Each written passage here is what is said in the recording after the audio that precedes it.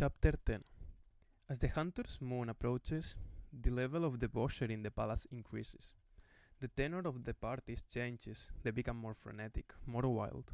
No longer is Cardan's presence necessary for such license. Now that rumors paint him as someone who would shoot a lover for sport, his legend grows from there.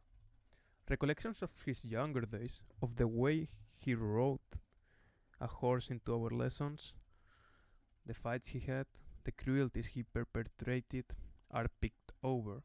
The more horrible the story, the more it is cherished. Fairies may not be able to lie, but stories grow here as they do anywhere, fed on ambition and envy and desire. In the afternoons, I step over sleeping bodies in the halls. Not all of them are courtiers. Servants and guards seem to have fallen prey to the same wild energy and can be found abandoning their duties to pleasure.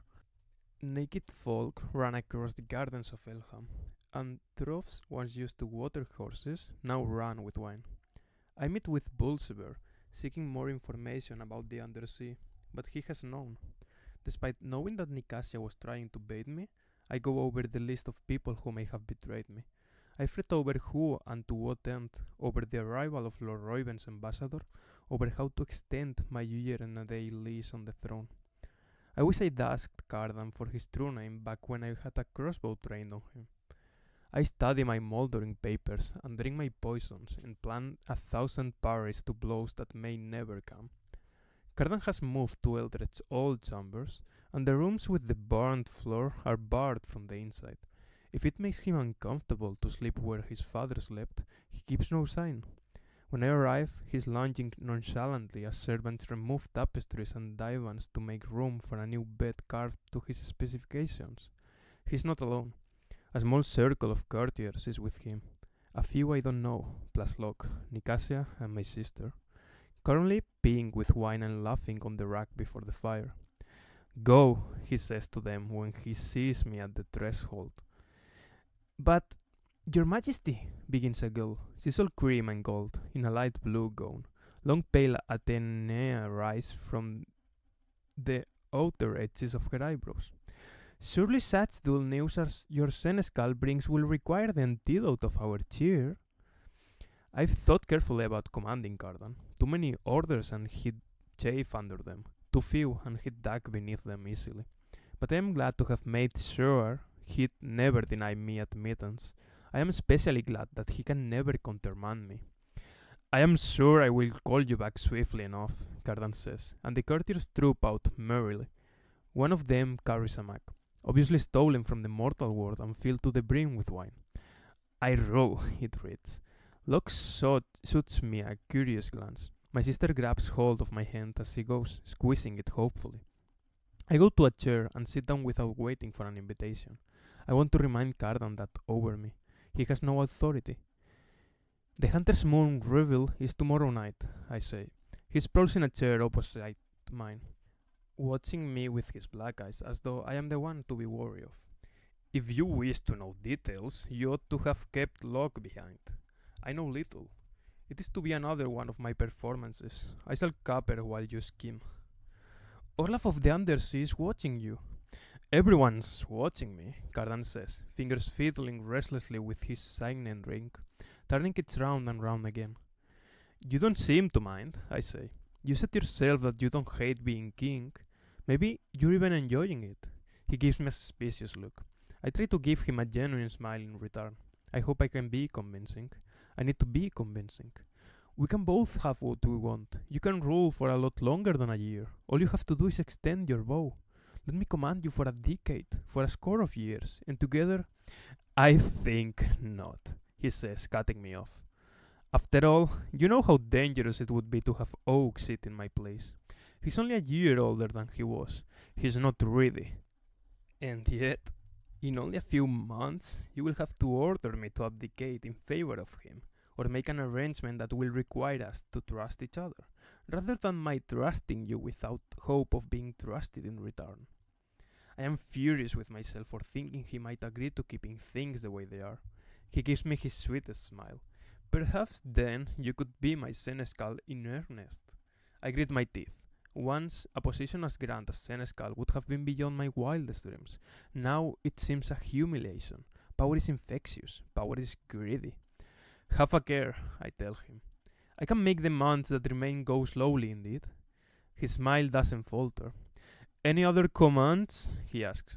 I ought to tell him more about Orlaf, but the thought of his crowing over her offer is more than I can bear.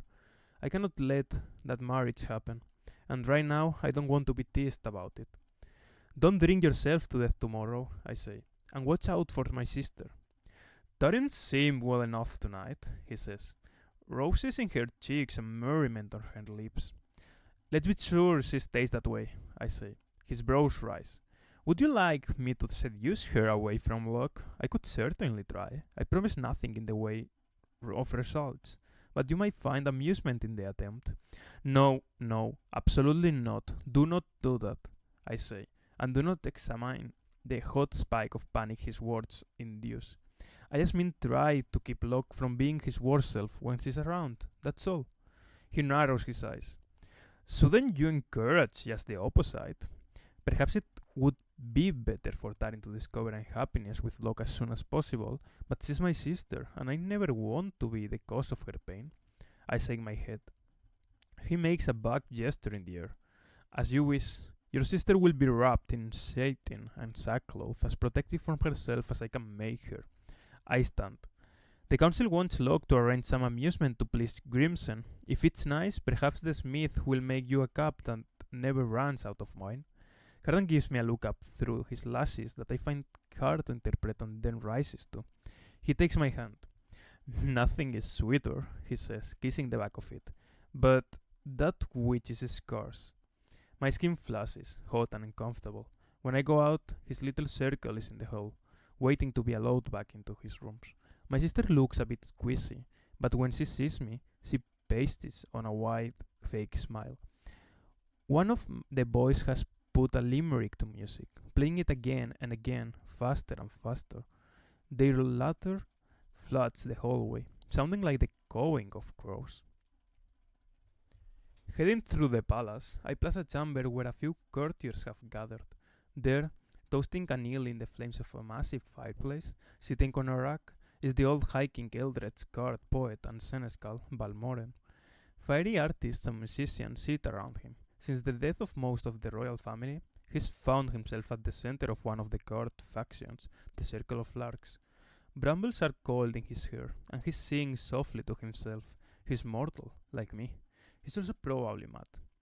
Come drink with us, one of the larks say, but I demur.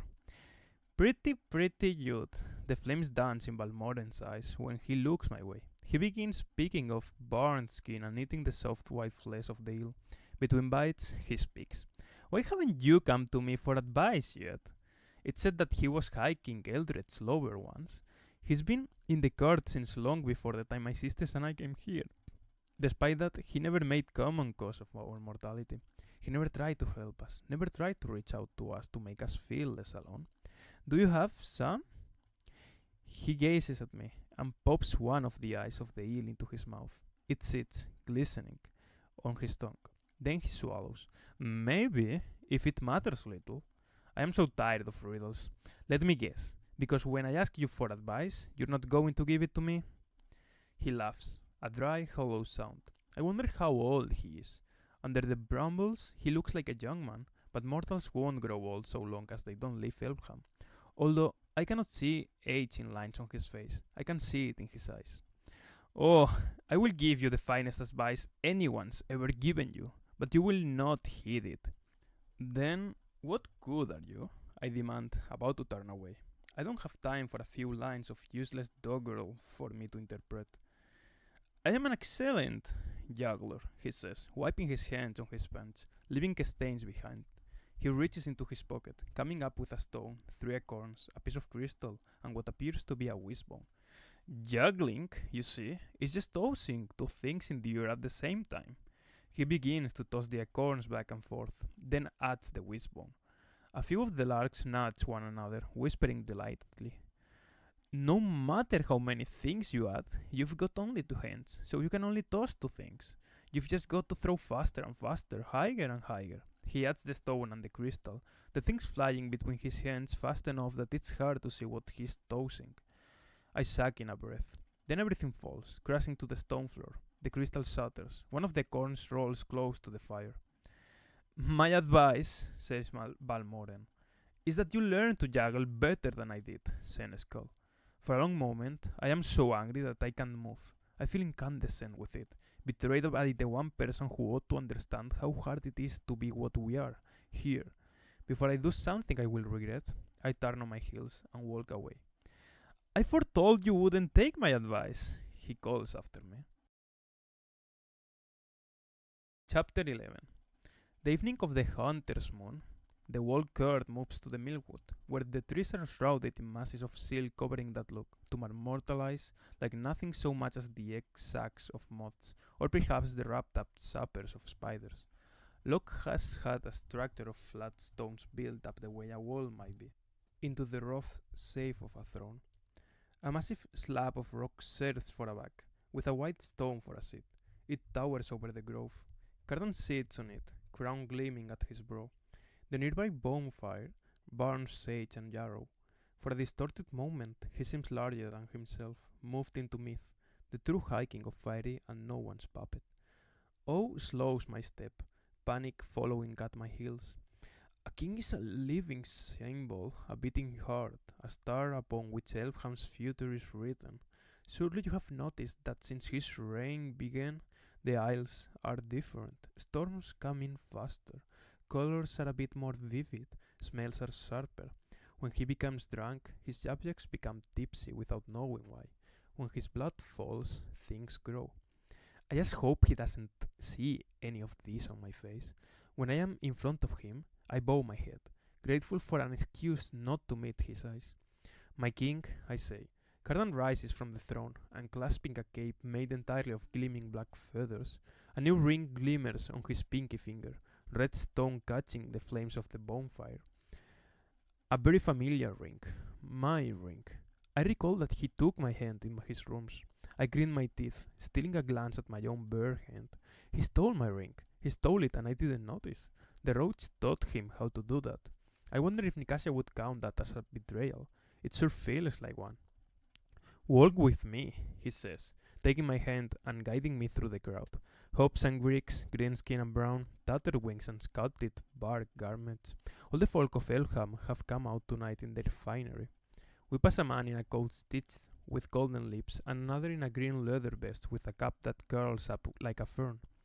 Blankets cover the ground and are piled with trays of grapes the size of fists and ruby bright cherries. What are we doing? I ask as Cardan steers me to the edge of the woods. I find it tedious to have my every conversation remarked on, he says.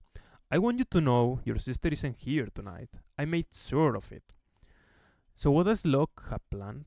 I ask, unwilling to be grateful and refusing to compliment him on his slate of hand. He certainly staked his reputation on this evening. Cardan makes a face.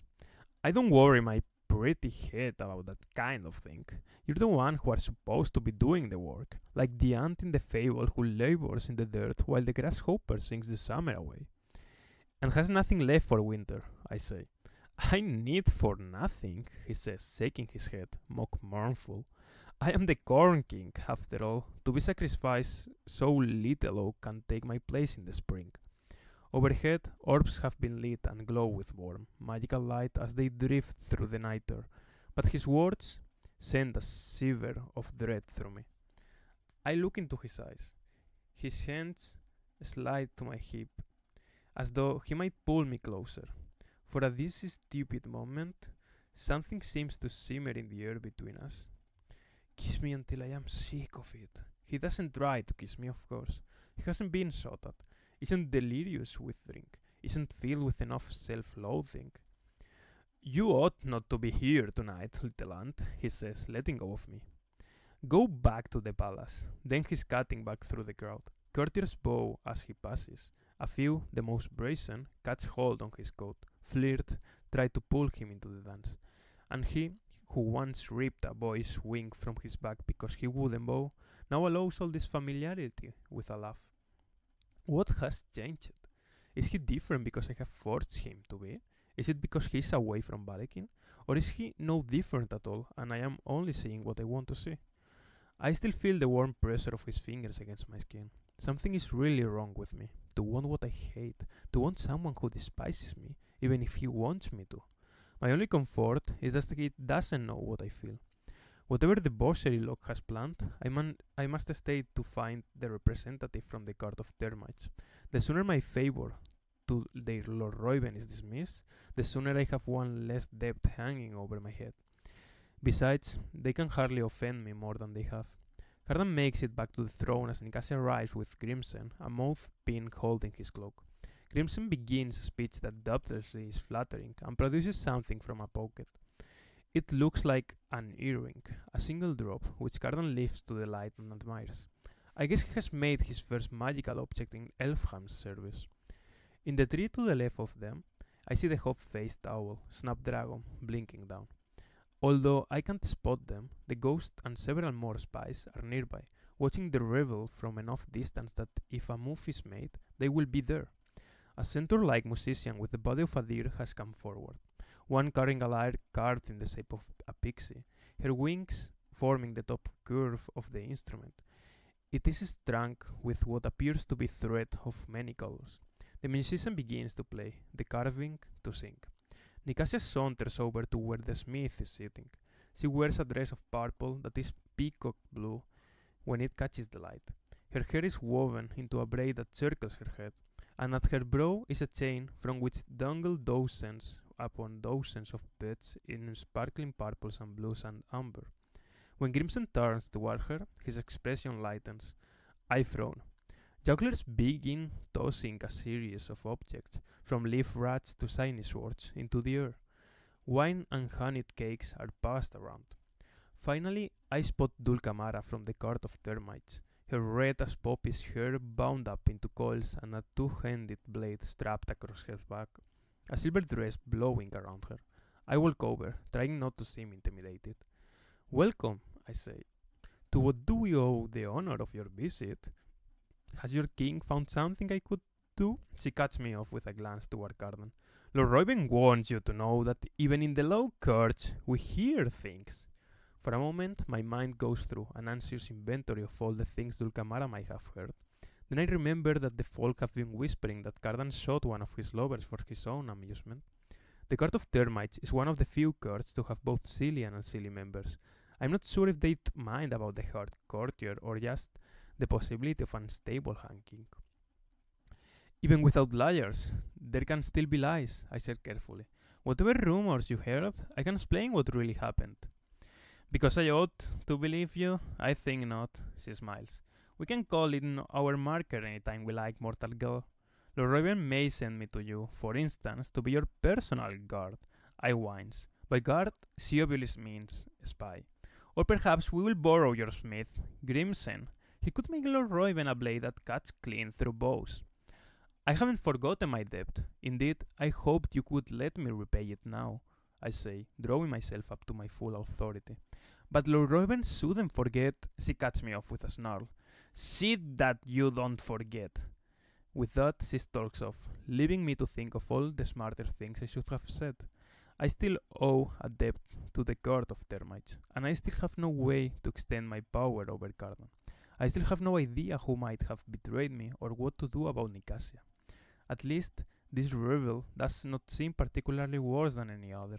For all of Locke's braggadocio, I wonder if it might be possible for me to do what Tarim wants and get him ousted as master of revels, after all, just for being boring. As though Locke can read my thoughts, he claps his hands together, silencing the crowd. Music stutters to a stop, and with it the dancing and juggling, even the laughter. I have another amusement for you, he says. It is time to crown a monarch tonight, the Queen of Mirth. One of the luthists play a merry improvisation. There is a scattered laughter from the audience. A chill goes through me. I have heard of the game, although I have never seen it played. It is simple enough. Steal away a mortal girl, make her drunk on fiery wine and fiery flattery and fiery kisses, then convince her she is being honored with a crown, all the time heaping insults on her oblivious head. If Locke has brought some mortal girl here to have fun at her expense, he will have me to reckon with. I will lash him to the black rocks of Inchwill with for the mermaids to devour. While I am still thinking that, Locke says, "But surely only a king can crown a queen." Cardan stands up from the throne, stepping down the stones to be beside Locke. His long feather cape slithers after him. "So, where is he?" the High King asks, brows raised. He doesn't seem amused, and I am hopeful he will end this before it begins. What possible satisfaction could he find in the game? "Haven't you guessed? There is only one mortal among our company," Locke says. "Why, our Queen of Mirth is none other than Jude Duarte." For a moment, my mind goes entirely blank. I cannot think. Then I see Locke's grin and the grinning faces of the folk of the court, and all my feelings curdle into dread. "Let's have a cheer for her," says Locke. They cry out in their inhuman voices, and I have to choke down panic. I look over at Cardan and find something dangerous glittering in his eyes. I will get no sympathy there. Nikas is smiling exultantly, and beside her, the smith, Grimson, is clearly diverted. Dulcamara, at the edge of the woods, watches to see what I will do. I guess Locke has done something right at last. He promised the High King delights, and I am entirely sure that Cardan is thoroughly delighted. I could order him to stop whatever happens next. He knows it too, which means that he supposes I will hate what he's about to do, but not enough to command him and reveal all. Of course, there's a lot I would endure before I did that. "You will regret this." I don't say the words, but I look at Cardan and think them with such force that it feels as though I am shouting. Locke gives a signal, and a group of imps comes forward carrying an ugly, tattered dress, along with a circle of branches. Affixed to the makeshift crown are full little mushrooms, the kind that produce a putrid-smelling dust. I swear under my breath. "New raiment for our new queen," Locke says. There is some scattered laughter and gasp of surprise. This is a cruel game, meant to be played on mortal girls when they're glamoured, so they don't know they're being laughed at. That's the fun of it, their foolishness. They delight over dresses that appear like finery to them. They exult greedily over crowns seeming to gleam with jewels. They swoon at the promise of true love. Thanks to Prince Dane's years, fiery glamours do not work on me.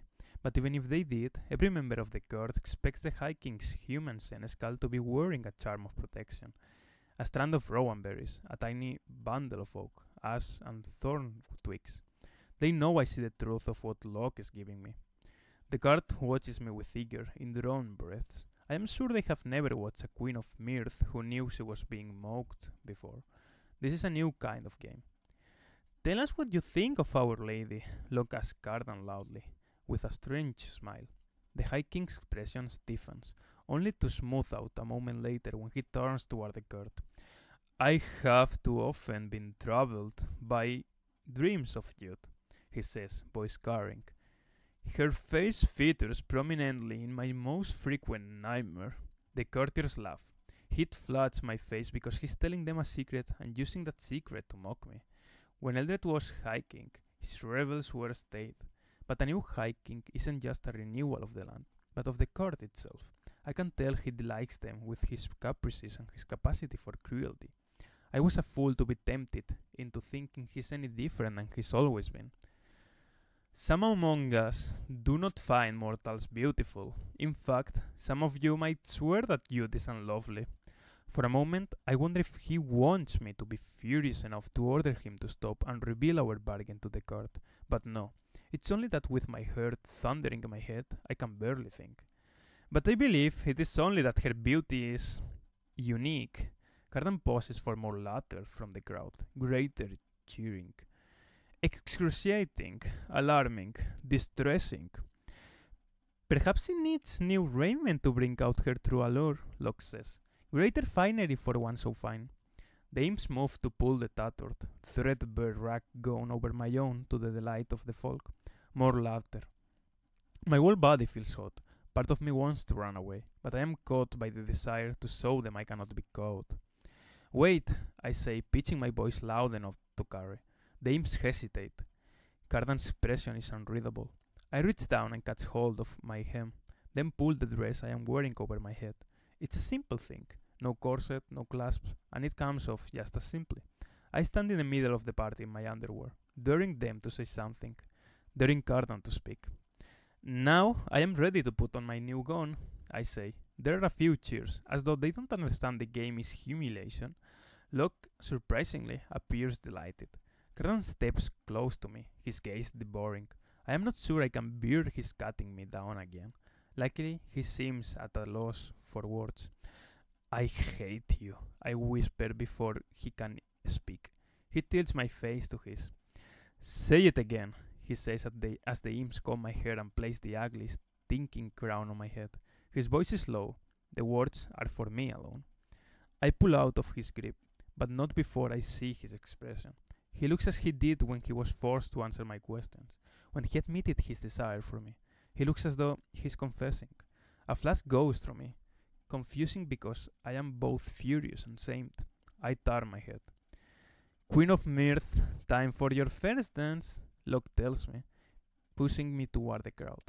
Clawed fingers close on my arms. Inhuman laughter rings in my ears as the music starts. When the dance begins anew, I am in it. My feet slap down on the dirt in time with the pounding rhythm of the drums. My heart speeds with the thrill of a flute. I am spun around, passed hand to hand through the crowd, pushed and shoved, pinched and bruised. I try to pull against the compulsion of the music, try to break away from the dance, but I cannot. When I try to drag my feet, hands haul me along until the music catches me up again.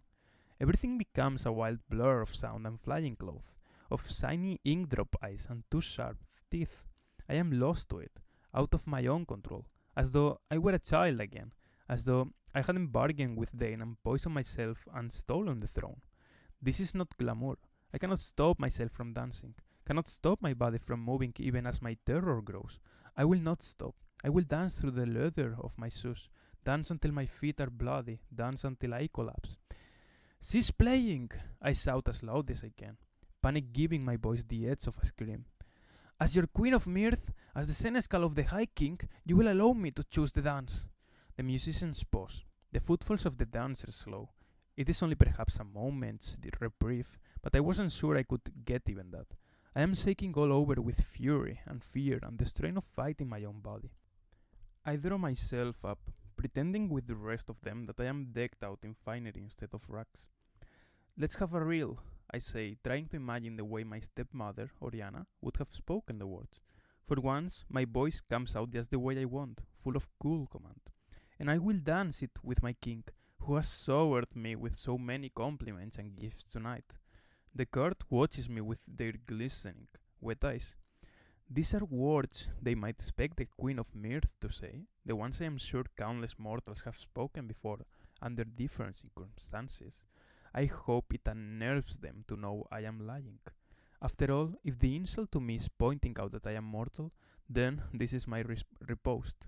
I live here too, and I know the rules. Perhaps I even know them better than you, since you were born into them, but I had to learn. Perhaps I know them better than you, because you have greater leeway to break them. Will you dance with me? I ask Cardan, sinking into a curtsy, acid in my voice. For I find you every bit as beautiful as you find me. A hiss goes through the crowd. I have scored a point on Cardan, and the court is not sure how to feel about it. They like unfamiliar things, like surprises, but perhaps they are wondering if they will like this one. Still, they seem riveted by my little performance. Cardan's smile is unreadable. I'd be delighted, he says as the musician begins to play again. He sweeps me into his arms. We danced once before, at the coronation of Prince Dane, before the martyring began, before I took Cardan prisoner at Ninth Point. I wonder if he's thinking of it when he spins me around the milkwood. He might not be particularly practiced with a blade, but as he promised the hag's daughter, he's a skilled dancer. I let him steer me through steps I doubtlessly would have fumbled on my own. My heart is racing, and my skin is slicked with sweat. Papery motes fly above our heads, circling up as though tragically drawn to the lights of the stars. Whatever you do to me, I say, too angry to stay quiet, I can do worse to you. Oh, he says, fingers tight on mine. Do not think I forget that for a moment. Then why? I demand. You believe I planned your humiliation? He laughs.